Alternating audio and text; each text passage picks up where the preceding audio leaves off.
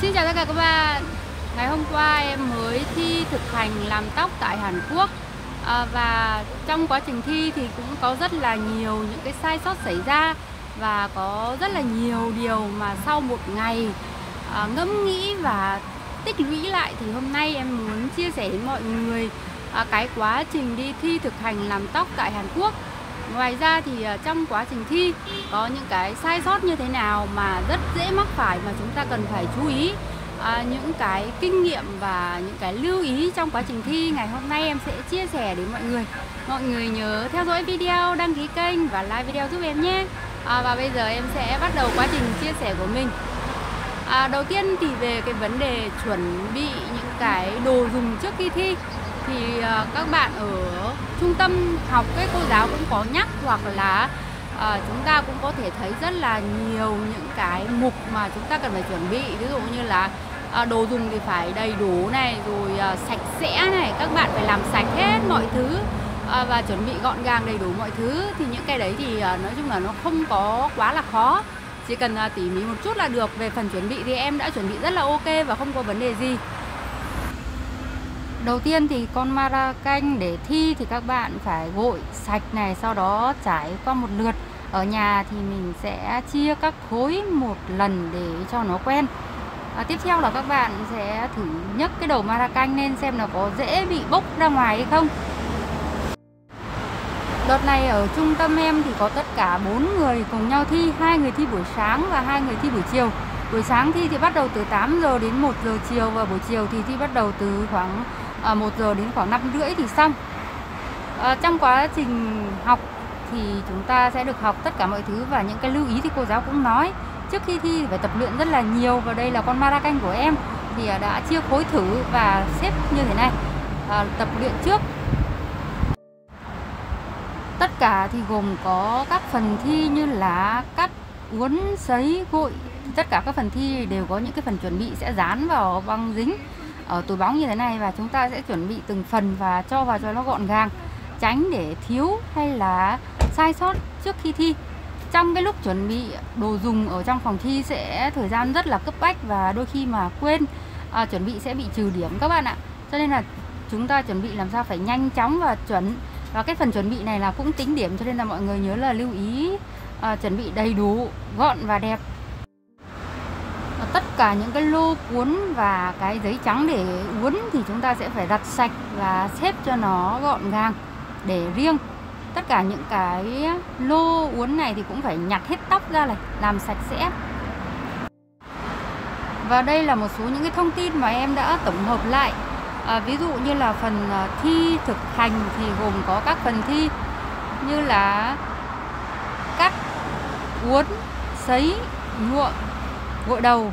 Thế đấy, tất cả những cái phần thi này thì ở mỗi cái nhóm thi thì sẽ thứ tự khác nhau các bạn ạ. Trong cái phòng thi của mình tất cả có 3 nhóm, và mỗi nhóm thì thứ tự nó không giống nhau.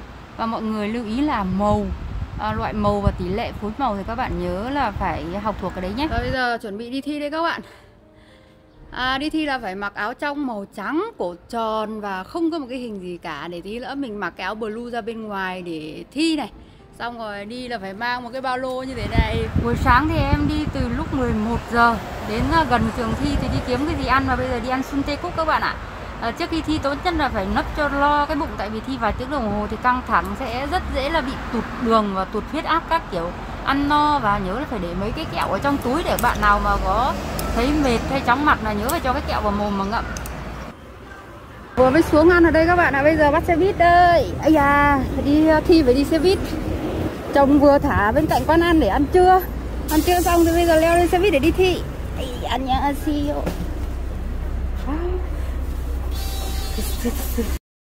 Vào xe buýt thì một mình em một xe teng teng teng teng.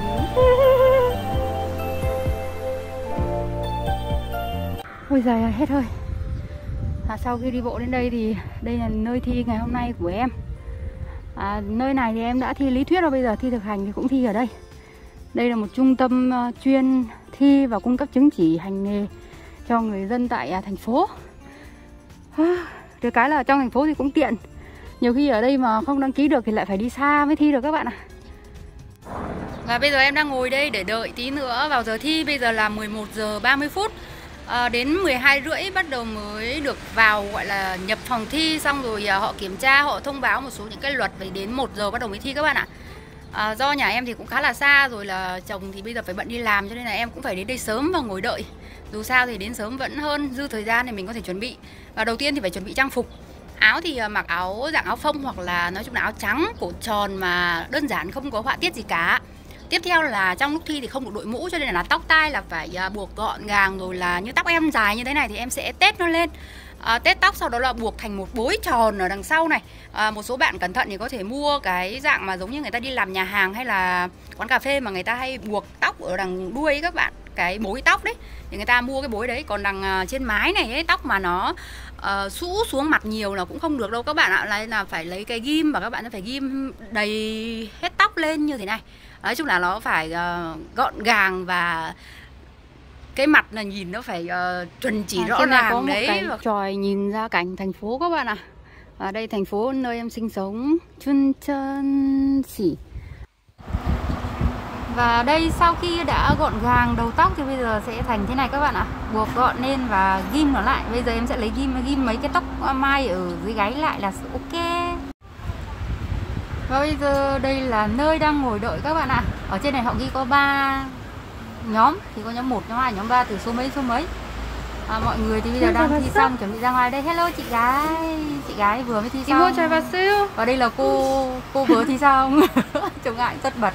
Thi xong thì bơ phờ nhìn. Khi đi thì huy hoàng, khi về thì bét nhè đó các bạn. Lúc đi thì đẹp đẽ, lúc về thì tan nát. Người thì cũng bơ phờ, lần này chắc là trượt hết nuốt. Và bây giờ vừa mới thi xong các bạn ạ, dự là phải thi lại. Làm sai bét nhè hết cả đi. Rất là nhiều lỗi, đang rất là lo lắng. Tuần sau thì có kết quả mà. Bây giờ thì chị này học cùng trung tâm mình, giờ đi về nhờ đây. Nè, chị ấy đang vừa khóc vừa đi hút thuốc rồi các bạn. Mang hết ta. Chị ấy thì có mấy gái vượt thời gian nên chắc là bị trượt. Vậy là mình vừa mới kết thúc cái phần thi thực hành của lấy bằng học làm tóc tại Hàn Quốc. Và ngày hôm nay thì thi xong thì bơ phờ, thật sự rất là mệt cả nhà. Rất là căng thẳng này. Thi thì nó khác hẳn với cái lúc học, mà tại do mình căng thẳng quá cho nên là tay nó run này. Xong rồi mỗi lúc thì mình làm có thể cái kết quả nó một khác, nó sai số một chút thôi là cũng ảnh hưởng rất là nhiều. Ngày hôm nay ví dụ như là bình thường nhuộm tóc ấy thì nhuộm rất là chuẩn. Hôm nay nhuộm thì tay nó run, bắt đầu lúc nguệch ngoạc hết cả lên. Tóm lại là nhuộm tóc là đã bị toang rồi này. Xong rồi tiếp theo là đến cái phần cắt. Phần cắt thì cái độ dốc của nó lại hơi ngắn này. Xong rồi phần sấy thì lại bị thiếu thời gian này. Xong rồi suốt ngày cái lúc học thì không sao, mà lúc sấy ở bên này nó cứ nhấc luôn cái đầu ca ra canh lên. Rồi ơi, tóm lại hôm nay có rất là nhiều những cái sai số. Và mình nghĩ là lần này chắc là trượt rồi, chắc là phải thi lại lần sau quá. Thôi hết keo này ta về keo khác. Chắc là đi về. Ngày lần sau có kết quả xong rồi trượt thì thi lại. Nói chung là cũng không có vấn đề gì cả. Đằng nào thì cũng vậy rồi. Năng lực của mình thì có thế thì cũng chấp nhận thôi các bạn. Bây giờ mình đi về thôi. Hôm nào có kết quả thì mình sẽ review lại cho mọi người xem là kết quả được bao nhiêu điểm nhá. Hai người thi trượt bây giờ đi mua trà uống các bạn. Giờ thi trượt là phải đi ăn đã. Đang buồn là gặp ngồi khóc. Vừa uống vừa khóc. Trà kiểu Hàn Quốc. Vỏ đá ra đổ cái này vào là uống. Xúc xích thì ăn chơi cho vui. Về phần vào phòng thi, khi mà đi thi thì chúng ta nhớ mang chứng minh thư người nước ngoài, hoặc là bạn nào mà có giấy chứng minh thư thì nhớ phải mang đi. Mình là người nước ngoài cho nên là cái tên của mình nó khó đọc với các bạn. Khi mà vào phòng thi thì phải bốc số. Lần này phòng em thi là 15 người. Thì em không được bốc số mọi người, em là người cuối cùng. Tại vì mình là người nước ngoài, tên khó đọc với giáo viên họ không có đọc tên lên để bốc số, mà là người cuối cùng. Họ nói là còn ai thì lên hết đi. Thế là còn cái số cuối cùng là đưa cho em luôn. Vì vậy là nhiều khi là cũng không có sự lựa chọn nhiều các bạn ạ. Và cái số cuối cùng của em thì cũng là cái số cuối của số người thi. Tất cả có 14 người thì em lại là số 14.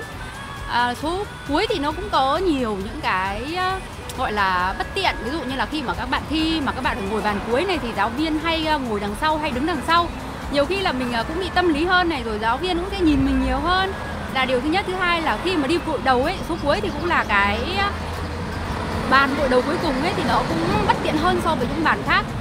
Tuy nhiên thì nếu mà mình làm tốt thì nó cũng không phải là ảnh hưởng quá là nhiều đến kết quả thi. Khi mà chúng ta học ở trung tâm và chúng ta đi thi thì nó cũng khác nhau. Vì vậy khi mà mọi người đi thi thì tâm lý nói chung là cũng khá là căng thẳng, đúng không ạ? Tuy nhiên thì hãy cố gắng làm sao để bớt căng thẳng, để đỡ bị run tay. Và trước khi đi thi thì cái đầu maracanh ấy chúng ta phải gội rất là nhiều lần, ngâm ở trong nước khoảng 10-15 phút cho nó ra cái chất hóa học ở trong tóc một chút này. Trước khi đi thi thì lên có nghĩa là cho nước xả vào tóc nó ướt đẫm và chúng ta buộc chặt vào một túi ni lông và mang đến phòng thi thì sẽ đỡ tốn mất cái công chúng ta xịt nước rất là nhiều. Và khi mà chuẩn bị vào cái phần thi của mình ấy, cái thời gian chuẩn bị nó cũng chỉ vừa đủ thôi và chúng ta phải làm cũng rất là nhanh và chuẩn. Vì vậy là chuẩn bị kỹ đến đâu thì sẽ tốt đến đấy các bạn ạ. Đặc biệt là trong cái phần thi học làm tóc ấy thì có cái cục sắt mà để cái đầu maracanh lên đấy các bạn. Ở nhà thì các bạn tốt nhất là lên dùng cái máy sấy và kéo thử nó lên xem nó có bị nhấc lên một cách dễ dàng hay không. Nếu mà cái đầu maracanh và cái cục sắt ấy nó không có khớp với nhau thì nó sẽ rất là dễ bị nhấc lên. Vì vậy là trong cái phần thi của mình cái phần sấy nó lỗi rất là nhiều. Nếu mà nó bị nhấc lên ấy thì các bạn lấy cái dây chun và chúng ta quấn nhiều vào trong cái lõi ấy. Và ở nhà thì hãy check và kiểm tra làm sao để cho nó khớp giữa cái đầu maracanh và cái cục sắt ấy để nó bám chặt vào với nhau thì cái phần thi của mình nó cũng sẽ đơn giản và an toàn hơn rất là nhiều. Như các bạn biết thì là trên mạng, trên YouTube hay là trên những cái trang gọi là internet ấy, họ dạy cũng rất là nhiều những cái kỹ thuật khác nhau và những cái bài thi khác nhau. Lắm thầy thì nhiều ma các bạn ạ. Bình thường thì em cũng không để ý đâu, nhưng mà tại ngày mai thi ấy, cho nên là hôm nay cũng có lên mạng rồi xem một số những cái video của người khác. Thì cái ngày thi ấy, nó cũng ảnh hưởng đến cái phần mình làm, tại vì mình nghĩ là cái cách làm của người ta cũng khá là hay. Tuy nhiên thì mình chưa có áp dụng nhiều, cho nên là nếu mà cái lúc thi ấy mình áp dụng nó sẽ không bị quen và nó sẽ lấy được sai sót. Vì thế cho nên cái phần thi của em cũng xảy ra sai sót rất là nhiều. Mọi người nhớ là nếu mà mình đã học cô A từ đầu đến cuối thì làm theo cái phương pháp đấy quen rồi, tốt nhất là cứ làm theo một cái phương pháp ấy thôi.